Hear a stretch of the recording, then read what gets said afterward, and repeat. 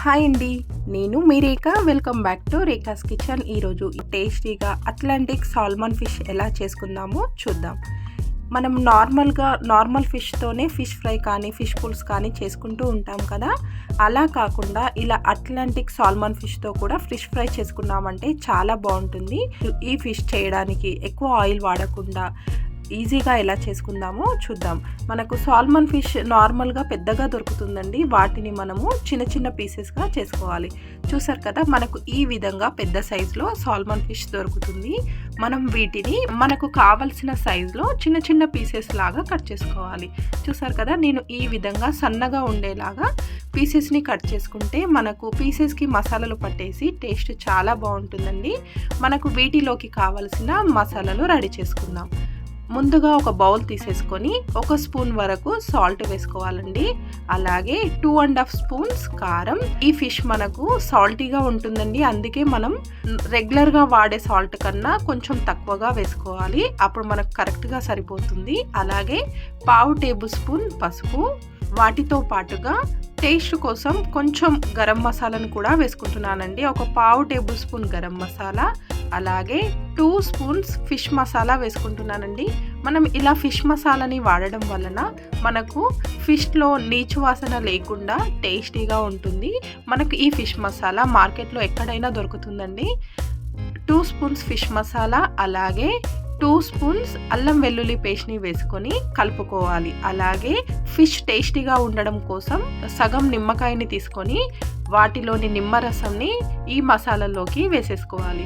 మనకు ఈ మసాలాలు మొత్తం డ్రైగా ఉంటుంది కదండి, కొంచెం వెట్ చేయడం కోసం సగం నిమ్మకాయని తీసుకొని ఈ మసాలాల్లోకి వేసుకోవాలి.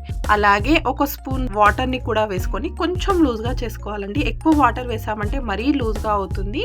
అలా ఎక్కువ లూజ్గా ఉన్నప్పుడు మనకు మసాలా ఫిషెస్కి పట్టదండి, అందుకే మనం తిక్కుగా ఉండేలాగా చూసుకోవాలి. ఇలా కలిపేసుకొని మనం కట్ చేసి పెట్టుకుని ఫిష్ పీసెస్ని ఈ మసాలాలోకి వేసేసుకొని బాగా కలుపుకోవాలి. చూసారు కదా, ఇలా కలుపుకోవడం వలన మనకు మసాలా పీసెస్కి చక్కగా పడుతుంది.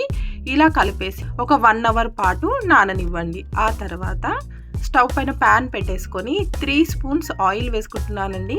మనం ఈ ఫిష్ని డీప్ ఫ్రై చేయకుండా నార్మల్గా 3 స్పూన్స్ మాత్రమే ఆయిల్ వేసేసుకొని మనము ఫ్రై చేసుకుందాం. ఇలా ఫ్రై చేసుకున్న ఫిష్ మనకు టేస్టీగా చాలా ఈజీగా ఫ్రై అవుతుంది. మనకు ఆయిల్ వేడెక్కిన తర్వాత మనకు ప్యాన్లో పట్టినన్ని పైన కొంచెం ఆయిల్ని అప్లై చేసుకోవాలండి. ఇలా 2 మినిట్స్ తర్వాత ఫిషెస్ని రివర్స్లో కూడా ఫ్రై చేసుకోవాలి.